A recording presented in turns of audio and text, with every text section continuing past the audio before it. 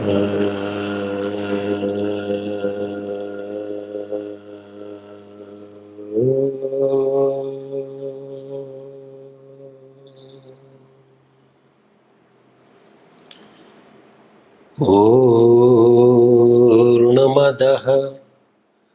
पूर्णमिदं पूर्णात् पूर्णमुदच्यते पूर्णस्य पूर्णमादाय पूर्णमेवावशिष्यते। ॐ शान्तिः शान्तिः शान्तिः।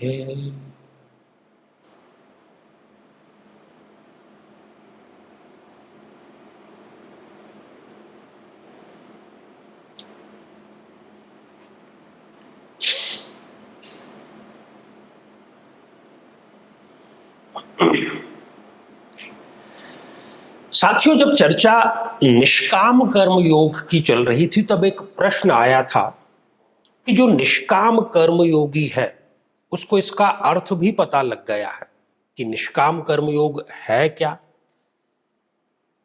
उसको प्रैक्टिस में कैसे लाना है।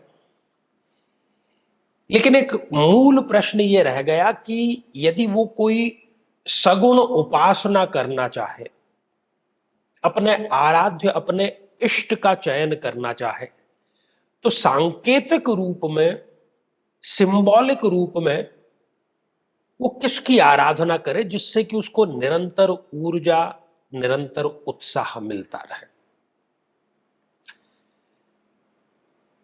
साथियों, इस अखिल ब्रह्मांड में जब आप दृष्टिपात करते हैं तो आपको सहज ही इसका उत्तर मिल जाता है।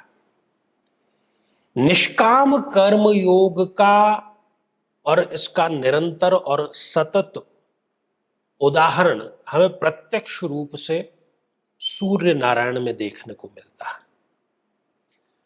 और शायद यही कारण है कि निष्काम कर्म योग की जो दीक्षा है, जो जानकारी है, वो सर्वप्रथम सूर्य को ही प्रदान की गई।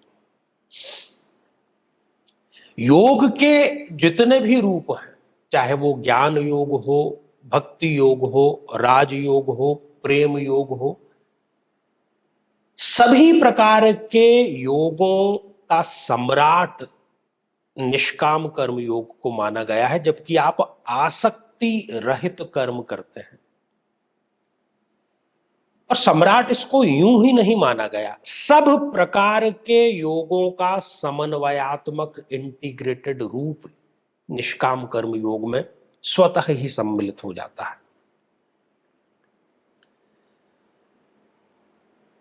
और जिनकी सहायता से हम कर्म करते हैं, हम हमारे शरीर, हमारी इंद्रियां, हमारा मन, बुद्धि, आत्मा, जो उपकरण है कोई भी कार्य करने के, वो उपकरण हमें प्राप्त कहां से हुए हैं? प्रकृति प्रदत्त ही है। पंच तत्वों से हम बने हुए हैं और अंत में पंच तत्व में ही विलीन हो जाना है। तो जहां से उत्पत्ति हुई है, जिसके सहारे कार्य कर रहे हैं और जिसमें हमें निमग्न हो जाना है, ऐसे सूर्य की उपासना ही निष्काम कर्म योगी को सतत कर्मशील बनाए रखती है, निष्काम कर्मशील बनाए रखती है। क्योंकि हमारी जो बुद्धि है और समय समय पर जीवन में जो हमें अच्छे बुरे एक्सपीरियंस होते रहते हैं, उन अच्छे बुरे एक्सपीरियंस से कभी हम निराशा में, कभी अति उत्साह में आ जाते हैं, हमारे विश्वास कभी कभी डगमगा जाते हैं। तो इस कर्तव्य बोध को, इस कर्तव्य बुद्धि को सदैव कैसे बनाए रखा जाए, तो उसका एकमात्र अवलंबन, संबल, निमित्त जो है वो सूर्य उपासना है। निरंतर आप उनसे प्रेरणा प्राप्त कर सकते हैं।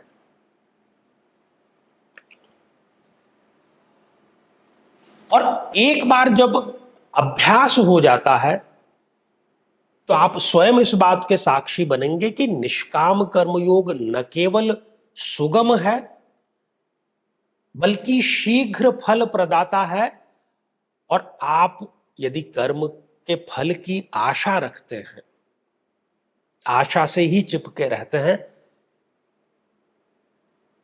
तब तो फल शायद मिले ना मिले, संशय है। लेकिन निष्काम कर्म योगी को तो कर्म करते ही फल तुरंत ही मिल जाता है। अद्भुत है ये, जिसको हम कहते हैं कि ये एक जादुई तत्व है। सिर्फ प्रैक्टिस में हमको इसको लाने की देरी होती है।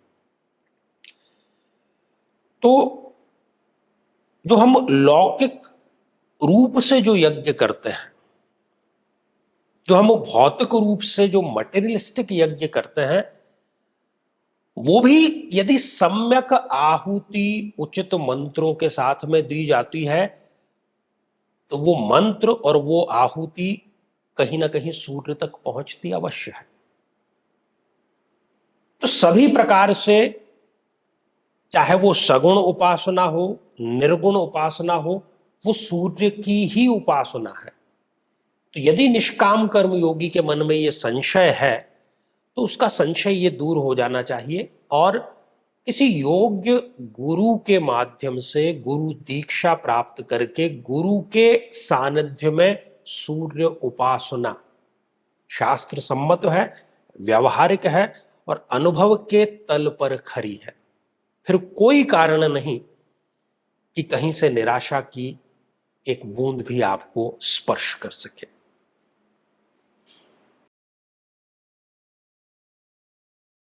84 लाख योनियों में भटकने के बाद कहीं जाकर ये मानव शरीर मिला है, और जिसे हम भोग, वासनाओं और विलास में व्यर्थ गंवा रहे हैं, जिसका सुनिश्चित परिणाम दुख और पछतावा है ही।